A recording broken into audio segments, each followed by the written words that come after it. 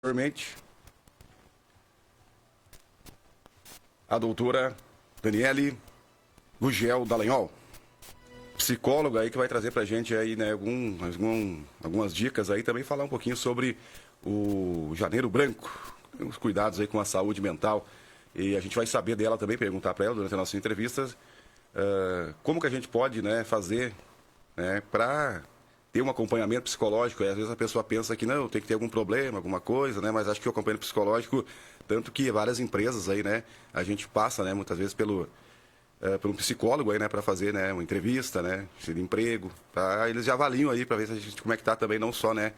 A nossa competência, mas também como é que a gente tá aí, né? No dia a dia, para ver se desenvolve essa função. E cada função no dia a dia tem que, né? Tá psicologicamente bem, né? Qualquer área que você vai atuar, aí você tem que estar né? A sua mente, enfim, a sua saúde mental, psicológico em dia.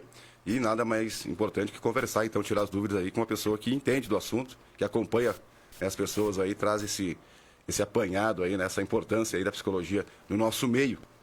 Então, a gente quer agradecer a presença, né, da doutora Daniele, que está aqui conosco, desejar aí sempre, né, que todos nós tenhamos, né, em dia a nossa saúde mental, né? Porque a gente sabe, a gente tem aí o Setembro Amarelo, né, que também envolve psicologia, psiquiatria, tudo isso e muito mais. E também temos agora o Janeiro Branco. Bom dia, doutora, bem-vinda à nossa programação. Bom dia, Rodrigo. Bom dia, rádio ouvintes. Será que aqui tá? Tá tudo okay? certo, tá tudo certo. Então, é um prazer estar aqui com vocês, falando sobre um assunto tão importante que é a saúde mental, né, como tu falaste. Muito bem, e hoje a procura aí não tem idade, né? O pessoal procura aí acompanhamento, né, psicológico, aí já crianças, escolas, aí já tem também, né, encaminhamento. Hoje se tem uma gama de pessoas, né, procurando, né, o atendimento, coisa que antigamente não existia, né? Hoje vocês trabalham muito mais essa área aí, né, de cuidados, enfim, né?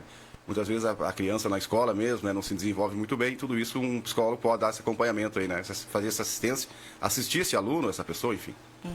Sim, hoje a gente percebe que cada vez mais as pessoas têm recorrido, né, ao atendimento psicológico. Os pais têm buscado mais para as crianças, né? Às vezes, como tu referiste, é algo que chega lá da escola, uma demanda da escola, a escola observa algo e aí passa isso para os pais e os pais chegam até nós, né? Tem um movimento dos adolescentes que eu vou percebendo que está ficando diferente, né? Que há um tempo os pais é que chegavam, né, e queriam agendar uma consulta para o adolescente, mesmo que o adolescente não tivesse muito afim. Mas hoje a gente percebe que os adolescentes mesmo é que vão pedindo, veja uma psicóloga, quero ir para psicóloga, né? Eles já estão, então, quer dizer que tem uma cultura que está mudando, né? Embora ainda os tabus existam, sim. Existe algo que está mudando nesse sentido. E muito também por campanhas como essa, né? Que é o Janeiro Branco, então, né? Que é uma campanha nacional de conscientização pela saúde mental, que nos convida, né, a refletir como é que está a nossa saúde mental, como é que estão nossas relações, nosso dia a dia, o que a gente está fazendo.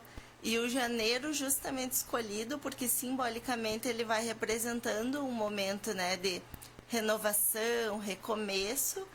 E aí, como uma folha em branco, né, a gente pode começar uma nova história nesse sentido. E é algo muito importante que esse debate seja ampliado, porque a gente está vendo que as doenças mentais, né, elas estão aumentando, né?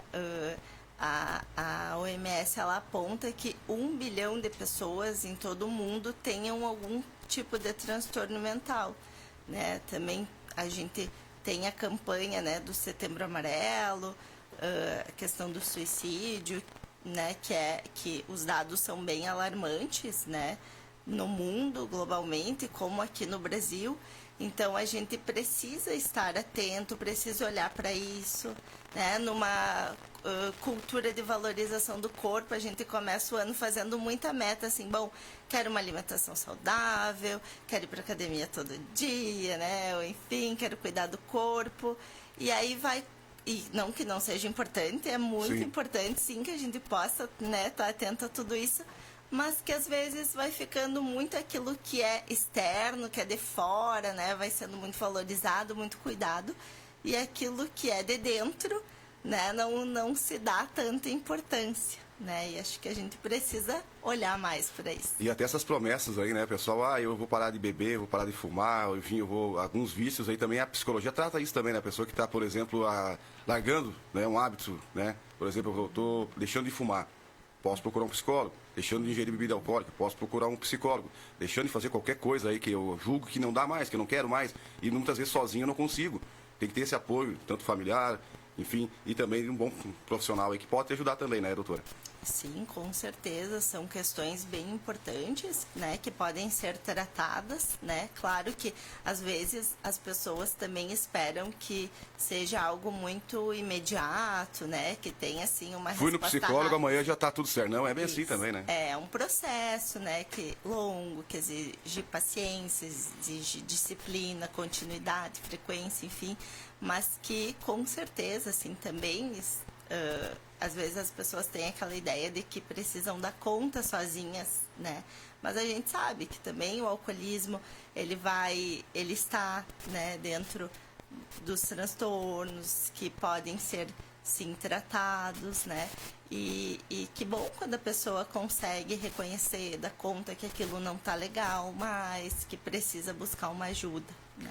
Dentro disso também os traumas, né, que a gente sofre, né, as pessoas, né, por exemplo, perda de um animal de estimação, um familiar, perda de trabalho ou às vezes um negócio que não deu certo, isso tudo também causa algum distúrbio muitas vezes, né? A pessoa está normal, mas de repente sofre um baque assim, né, e não consegue lidar imediatamente com aquilo ali, também procure sempre, né, um psicólogo. Sim, os lutos, né? Nós, Isso. desde que somos crianças, a gente vai, né, lidando, tendo que lidar com as nossas perdas, né? Sejam elas, né, de diferentes formas, mas que nunca é fácil lidar com uma perda, né? E aí o modo com que a gente vai lidar, né, às vezes para algumas pessoas existe um processo, né, do luto, enfim, das perdas, e que pode ser normal, né, mas pode existir também aquele que é patológico, né, que não vai bem, que se arrasta por muito tempo, né, então é importante que as pessoas possam estar atentas, né, às vezes não é nem com a gente, mas está vendo que tem um familiar que não está bem, não, nem só nesse sentido, né, de um luto, mas num todo, né, daqui a pouco, bom, eu tenho um familiar que eu estou percebendo que não está dormindo bem, que anda muito irritado, né, que está sobrecarregado, de poder olhar para aquela pessoa, fazer um acolhimento, né, ajudar com que ela também possa, né, buscar uma ajuda, ou se daqui a pouco eu estou me sentindo assim, poder me abrir com alguém da minha confiança, né, e colocar essas questões. Acho que fica um pouco mais fácil de procurar ajuda quando a gente tem alguém que confia, que pode depositar isso para, então, nos ajudar também nessa busca. E o corpo dá sinais? Muitos sinais, né? Acho que... Sintomas, a gente vai falar assim, né? Porque não deixa de ser uma patologia, como a senhora trouxe, né? Quais os sinais principais, muitas vezes, que o corpo dá? Quando a gente não está bem? Bom, aí tem a questão do humor, né? Da irritabilidade, tem a questão do sono, daqui a pouco tá com insônia, não tá dormindo bem, uma falta de apetite, o cansaço excessivo. Acho que tem a ansiedade, né? O corpo começa a dar muitos sinais. A gente sempre vai pensando aquilo que não está podendo encontrar uma outra via, né? Que não está podendo sair pela palavra aí, daqui a pouco vai indo pela via, né, do corpo. Tem as doenças psicossomáticas, né, que estão aí para nos mostrar isso também. Então nós estamos aí com o Janeiro Branco. Então a senhora preparou algum material aí, algumas dicas também pra gente, né? Enfim, pode... Acho que assim, era nesse sentido, né, da gente procurar uma ajuda quando for possível, né? Acho que poder se olhar nesse sentido, estar atento, né? O Janeiro Branco, ele foi criado justamente como um momento de ampliar o debate acerca, né, da saúde mental, da gente poder pensar assim, bom, como é que eu estou vivendo? Como é que está o meu dia a dia? né? Porque saúde mental não é só a ausência de uma doença mental grave, né? Sim. Porque às vezes as pessoas ficam com a ideia de que então se não tem uma doença mental grave, está com a saúde mental ok, né? E não, justamente a saúde mental, ela fala de um equilíbrio, né, entre os nossos pensamentos, as nossas emoções, os nossos comportamentos. Então, como é que estão minhas reações diante das coisas que acontecem no dia a dia? Quando eu me frustro, como é que é a minha reação? Eu saio xingando todo mundo, chuto as canelas do amiguinho, né? Como Sim. é que é? Acho que esse equilíbrio é algo muito importante.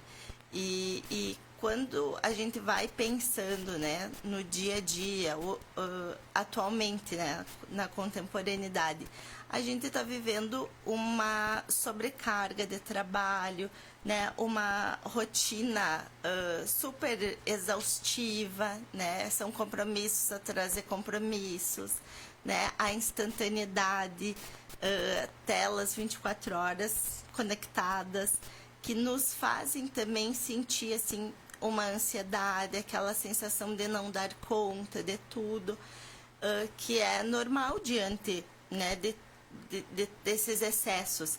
E aí essa nossa cultura, ela tá valorizando muito isso, assim, esses excessos, normalizando isso. E às vezes a gente tá passando do limite sem se dar conta, né? E isso não é nada bom, né, para nossa saúde mental, acaba reduzindo a nossa qualidade de vida. Então a gente precisa também fazer uma regulação nesse uso, né, seja lá das nossas tecnologias, né, de poder dar uma desligada, porque a nossa carga mental aí no cérebro fica pilhado, né, muito sobrecarregado, a gente não consegue descansar plenamente, né? Acaba assim, antes de dormir, pega celular, isso atrapalha a qualidade do sono. Então, são coisas que a gente precisa estar atento, né? Porque fazer uma pausa, né? Antes que o estresse vire algo crônico. A gente está num momento que parece que descanso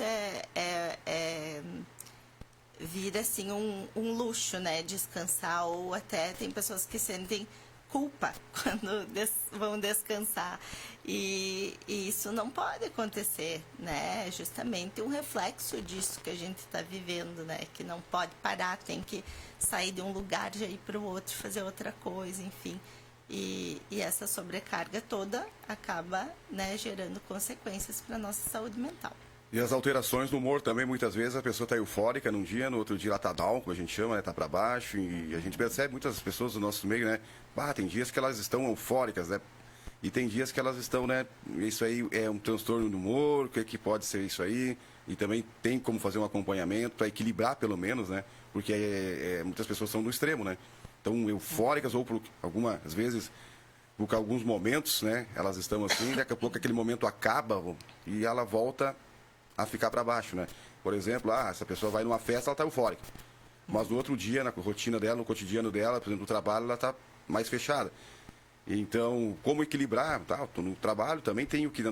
Claro, aquela euforia, aquela coisa assim, mas muitas vezes, né? Tu percebe que as pessoas demonstram isso, né?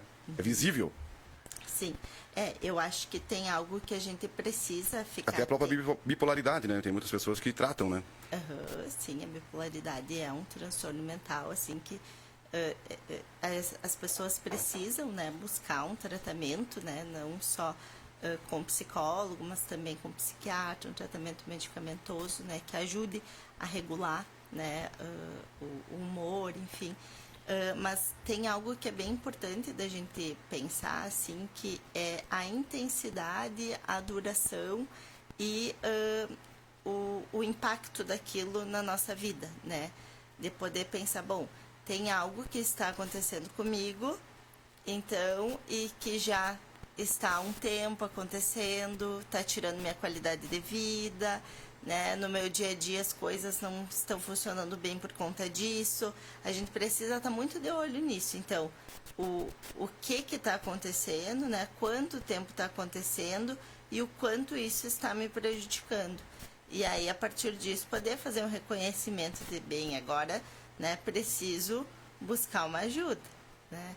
Que às vezes as pessoas pensam que para buscar uma ajuda psicológica a pessoa precisa já estar nas tampas, né? Não, como assim se pudesse esperar mais. Tem muito ainda um tabu e uma cultura de que pode dar conta sozinha, né? De que é frescura, é falta de Deus, né? E não é bem assim que as coisas funcionam. Quanto antes a pessoa procurar ajuda, antes ela vai conseguir, né, encontrar outros meios mais saudáveis de ir vivendo.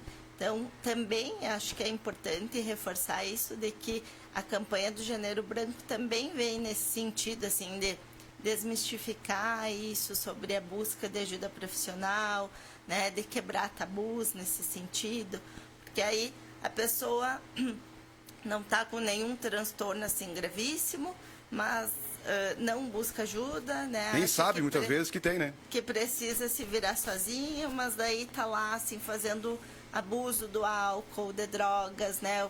Nas vias das compulsões, né? Jogos, compras, enfim. Então a gente precisa estar atento, né, a essas coisas que vão acontecendo com a gente. Com certeza, muitas pessoas, às vezes, se tivesse um acompanhamento psicológico, né, se reconhecesse que precisa, não faria coisas, às vezes, que muitas vezes vão deixar elas em situações, né, enfim, né, ruins, como a gente tem o caso do devaneio, né, aquela senhora aqui, próximo aqui, que teve aquele caso ali na internet, que virou meme, né. Então, se ela já tinha um problema psicológico, agora agravou, né, porque ela acreditava ali que estava conversando com um ator americano lá, enfim, né, um devaneio, né, que ela tinha ali. E, inclusive, ela afirmava aquilo ali, né, a presença ali. E depois de tudo isso, além de ela ter esse problema psicológico de acreditar, imagina, né, a pessoa acreditava, né, fielmente que estava conversando com uma pessoa que não tem como, né, seria uma coisa, né, depois ainda ela sofre esse ataque aí, né, que vira meme, enfim, que é o que dizem hoje, né, na internet. Imagina, então, se ela tinha um problema psicológico de acreditar naquela história que ela mesma criou, né, e ajuda de terceiros, claro que alguém liberou ela ali, ela acreditou nisso, já é um transtorno, com certeza, a pessoa acreditar nisso. Por exemplo, eu aqui, uma pessoa me acessa aqui e diz que é fulano e eu acredito naquilo, né, sabendo que a possibilidade é nula quase. E depois disso eu ainda viro chacota, então quer dizer, tinha um problema psicológico e agora agravou, né? Sim, com certeza. Pouco, assim, já tem um sofrimento ali para a pessoa passar, né, por uma situação assim. Certamente já existe um sofrimento e aí a partir disso, assim, o sofrimento amplia consideravelmente. A gente, né, claro, não dá para diagnosticar aqui a partir, né, mas que existem muitos casos de transtorno de estresse pós-traumático, que acontece justamente depois de uma situação estressora muito forte, né? Então, e isso também nos aponta, assim, para algo que é a fragilidade do ser humano, né? A vulnerabilidade. Daqui a pouco não deu para reconhecer, procurar ajuda, né? Ou daqui a pouco também quem está próximo não vai enxergando formas de ajudar a pessoa, né? E aí as coisas vão se arrastando e se ampliando. E a gente falava anteriormente sobre a questão do suicídio, né? Sim. O que a gente fica, né, muito sentido de perceber também é que de todos esses casos, né, para cada uma que com uma concretização, vamos dizer assim, do ato, existem 20 tentativas, né, por trás. E são situações que poderiam ter sido, né, pessoas que poderiam ter sido ajudadas de outra forma, né, situações que teriam sido evitadas, né, se outras pessoas daqui a pouco soubesse identificar ali, né, os principais fatores, sinais, né, que a gente falou antes. Tido a sensibilidade de perceber coisas antes, né, ou daqui a pouco as próprias pessoas, né, de pedir ajuda. Às vezes uma mudança repentina no humor da pessoa já identifica, né, já pode, né, o fulano era alegre, gostava, por exemplo, vou dar um exemplo aqui, eu gosto de tocar, por exemplo, né, o cara já não gosta mais, já não vai mais, as coisas que eu fazia, que eu gostava, já estou deixando de lado, né, isso também, né, pode ir pro lado da depressão, que é a outra grande, né? Sim, é um dos principais transtornos mentais E as doenças mentais, elas são uma das maiores causas de afastamento do trabalho globalmente falando, né? No Brasil também é uma das principais causas, e a ansiedade e a depressão estão entre as principais, né, causas de afastamento do trabalho. Então a gente precisa, né, olhar para a questão da nossa saúde mental para ontem, né? Quem não está fazendo isso ainda, acho que é muito importante que possa, então, nas suas metas para 2026 também, né, poder olhar para a saúde mental e priorizar a sua saúde mental nesse ano. Agora vamos entrar num tema um pouco mais polêmico, talvez não para a senhora, mas para quem está nos ouvindo e para mim aqui também, que às vezes o adolescente, né? A gente está com hoje os adolescentes aí, toda a época que se fala, né? A gente sabe, nossos pais falavam assim pra gente, a gente achava que era errado. Hoje a gente fala para os filhos acham que a gente está errado também. Há certo um conflito muitas vezes, né? E também vocês devem acompanhar muito também aquelas pessoas, né? Aqueles adolescentes que eles estão naquela fase de aceitação, de mudança. E muitas vezes eles não se aceitam do jeito que eles são, eles querem ser uma coisa que talvez eles não sejam. Ou porque também muitas vezes há um conflito familiar que o pai quer impor que ele seja de um jeito e ele não quer, ele quer ser de outro jeito.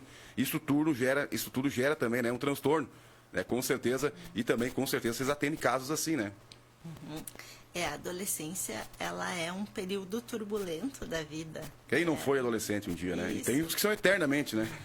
Naturalmente, né? Sim. E é um período turbulento. Então, o que acontece, assim, é que é na adolescência que a gente vai buscando as nossas identificações, né? Que vai formando, bom, quem eu sou, né?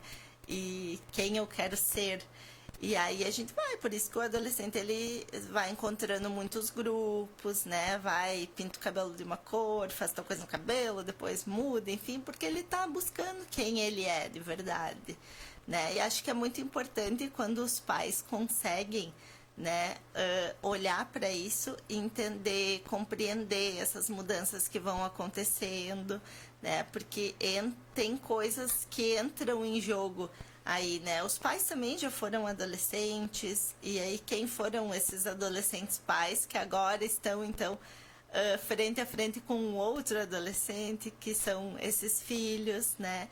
E aí vai depender muito, assim, da nossa história de vida, né? Como é que eu fui quando adolescente, e como é que eu vou ser enquanto mãe de uma adolescente, pai, enfim.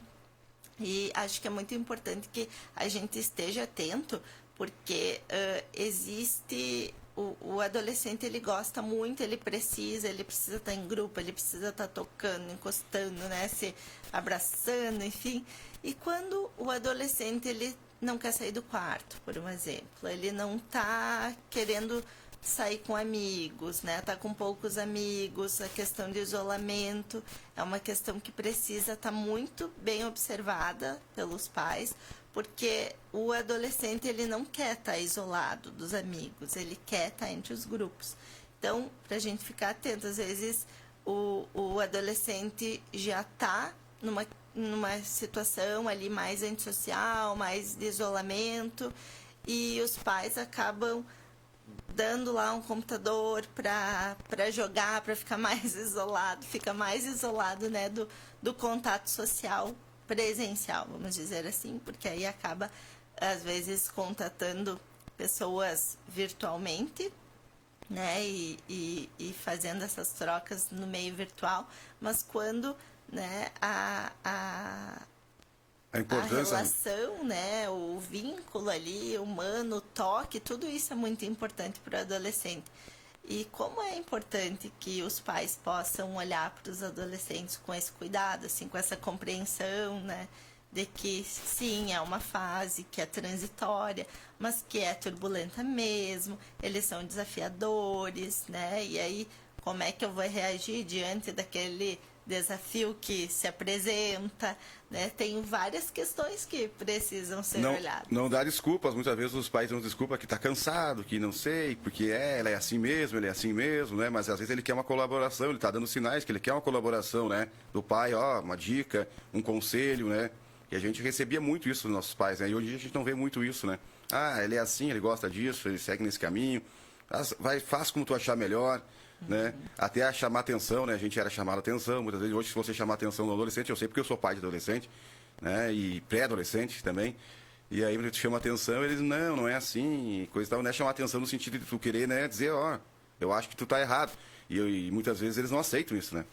Eles dizem, ó, tu viveu o teu tempo, eu vivo o meu e, né, eu acho que o que era bom pra ti era naquela época, mas tem coisas que atravessam gerações, né, que são como é que se, paradigmas, né, são coisas que tem que ser, são princípios e valores que tem que ser mantidos, né? O mundo muda, mas tem princípios e valores que tem que ser mantidos, né? Sim, isso vai depender muito de cada pai, cada mãe, né, de como é que estabelecem lá a relação, mas que quando o adolescente ele quer estar muito com os grupos e quando ele faz um afastamento natural dos pais na adolescência, né, para encontrar a sua turma, mas que é importante os pais fazerem um movimento de chamá-los, né, daqui a pouco fazer alguma coisa, né, em família e fazendo alguma coisa, mesmo que contrariados, mas deles estarem ali com a família, porque da família ir mostrando assim, bom, eu sei que tu tá querendo ir, mas a gente te quer por aqui ainda, E né? os pais também respeitar o espaço deles também, né? Não Exato. E claro, também a gente tá, quando tu fala assim disso de, às vezes, né, os pais vão deixando, a gente tá justamente nessa cultura, né, dos pais sobrecarregados, né? Acaba também impactando hoje em dia nas famílias, na criação dos filhos, porque antigamente a gente via assim, bom, era o pai que acabava provendo, a mãe ficava mais às voltas dos filhos, né? E isso foi mudando com o passar do tempo. Hoje, pai e mãe trabalham, estão, né, sobrecarregados, cansados, aí chega em casa. Qual é a disponibilidade que se tem para esses filhos, né, para essas crianças?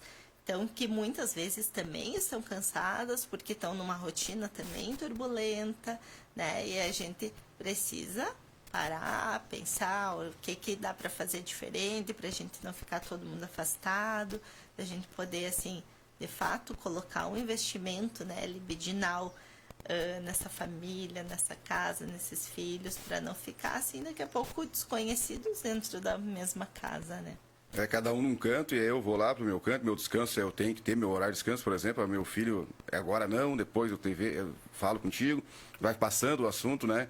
E às vezes ele quer, né, uma ajuda tua, né? Um conselho, talvez, alguma coisa, e você, depois ele esquece também do assunto e daí vira, já nem lembra mais. Então é importante ter esse laço, como a senhora trouxe aí, né? Pra gente ter uma saúde mental melhor hoje, então, pra gente ter uma saúde mental equilibrada, vamos dizer assim. Eu acho que todo mundo tem um pouquinho aí de estresse, né? Não é todo mundo que é 100%, né? Mas qual que são os cuidados que a gente tem que ter? A gente já trouxe no começo pra gente fechar aqui. E quando procurar, eu acho que a idade certa de já ter um acompanhamento psicológico, tem como também prevenir para não remediar, ou enfim, como é que deve ser? Eu acho, eu sou uma pessoa suspeita, né, falar disso, Rodrigo, porque eu penso que todo mundo devia fazer terapia, né, mas acho que é importante que a gente esteja atento aos sinais, assim, esses que a gente foi abordando há pouco, de como é que estão sendo as minhas relações, como é que eu estou sendo no dia a dia, o que está impactando a minha qualidade de vida, né? Daqui a pouco, como é que eu estou reagindo às frustrações, né? Eu estou conseguindo elaborar aquilo ou não, estou me embravecendo e xingando todo mundo e saindo torta, vamos dizer, né, com as pessoas que eu convivo, enfim. Acho que quando a gente tem um impacto aí na nossa vida, na nossa qualidade de vida, já é uma razão, assim, bom, preciso, né, buscar uma ajuda. Meu filho, né, tá com algumas questões que tô vendo que não tá legal, que algo não tá bem, né, então, quanto antes se pode procurar ajuda, né, antes vão ser as chances de tratar, mais chances de se tornar um adulto saudável lá no futuro. Então, procurar, e não precisar esperar, assim, bom, chegar num transtorno grave, tá lá nas tampas para procurar uma ajuda, né, fazer um trabalho, assim, de prevenção, fazer um trabalho de elaborar coisas que não estão legais, né, acho que tudo isso é importante, né, da gente estar atento. Isso mesmo, procurar sempre um profissional aí, né, que trabalhe, né, com você, né, que cuide bem né, da sua saúde mental, porque tem várias, a gente podia aqui abordar vários momentos, né? Aquela pessoa que trava na hora de fazer alguma coisa, que tá tudo certo, mas chegou na hora de trava, né? Também tem acompanhamento, tem histórias, aí a gente eu tenho os grupos de conhecimento aí que tem uma pessoa que é uma pessoa que ela estudou, ela tinha o sonho de passar no vestibular de medicina. E ela sempre, sabe, tava alinhada, fazia os simulados, ia muito bem, chegava na hora de fazer a prova mesmo ali, ela dizia, comecei a tremer, parece que as coisas, então, assim, quer dizer, na hora H ali, né, ela acabava travando e não dava certo. Até que um dia, né, depois da segunda tentativa, salvo engano, ela procurou um profissional de psicologia, fez um acompanhamento, chegou na hora de prestar o vestibular novamente, foi tranquilo, assim, como se fosse... Então, quer dizer, tem essas também, né? Tudo isso e muito mais. Poderíamos ficar aqui falando muitas coisas. Sim, porque tem, né, não é só o que está ali representado conscientemente, Sim. mas o inconsciente é o que nos move, né, o que vai ditar nossos atos, enfim. E daqui a pouco, né, tem algo de inconsciente que que não deixa, então, essa pessoa Sim. seguir. Tem a questão do dirigir, por um exemplo, que é Sim. algo que se apresenta bastante, a pessoa não consegue dirigir, e aí tem toda uma representação simbólica por trás disso também, que quando a gente vai para uma análise, consegue enxergar melhor o que é o não dirigir, por um exemplo. Sim. Mas claro que dentro, né, eu trabalho sob um enfoque psicanalítico e a gente vai trabalhando muito com a singularidade do sujeito. Então, às vezes, né, o que é para um não vai ser para outro, enfim. Mas sempre existe essa questão do inconsciente que está por trás, né, daquilo que nós vamos fazendo. E acreditar em si mesmo, né? Porque muitas pessoas não acreditam nelas mesmas, né? Não é para mim, eu não vou conseguir. Você falou da carteira de motorista, eu conheci pessoas que chegavam ali na hora de fazer a prova, né? O exame da carteira ali de motorista, acabavam... já fui, já rodei, já, né? Davam um errinho ali, já jogavam tudo, sabe? Não é para mim mesmo, aqui vou...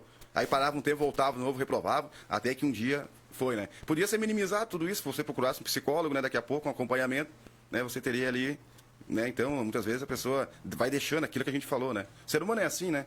Mas procure sempre, né? Uma consulta, você falou também psicólogo, claro, mas também a família ali, né? Trazer aquele incentivo ali, né? Aquela motivação ali, né? Que às vezes a pessoa precisa de uma motivação também, né? E acaba não conseguindo. Que procurar ajuda, assim, é um ato de coragem, né, e não de fraqueza, como algumas pessoas pensam, né. Eu sempre coloco para os meus pacientes que tem que ser muito corajoso para estar ali mesmo, porque é o lugar em que a gente não se vê só com o nosso lado bom, né, com aquilo que é muito legal, mas a gente se vê justamente com as nossas imperfeições, com as nossas faltas, aquilo que não é legal, né. É o lugar, então, de se responsabilizar, porque às vezes a gente tem muito uma coisa de tentar culpabilizar o outro pelas coisas que acontecem na nossa vida, né? E não existe isso da culpa do outro, né? Isso é sempre nós, né? E lá na análise, na terapia, a gente vai entender, assim, o que é a nossa parte. Então, acho que a procurar uma ajuda, né, para a saúde mental é um ato de coragem, é uma responsabilidade também que a gente precisa ter, porque, afinal de contas, a gente vive em família, a gente vive em sociedade, né? E como é bom quando a gente está, né, com as pessoas ao nosso redor saudáveis emocionalmente.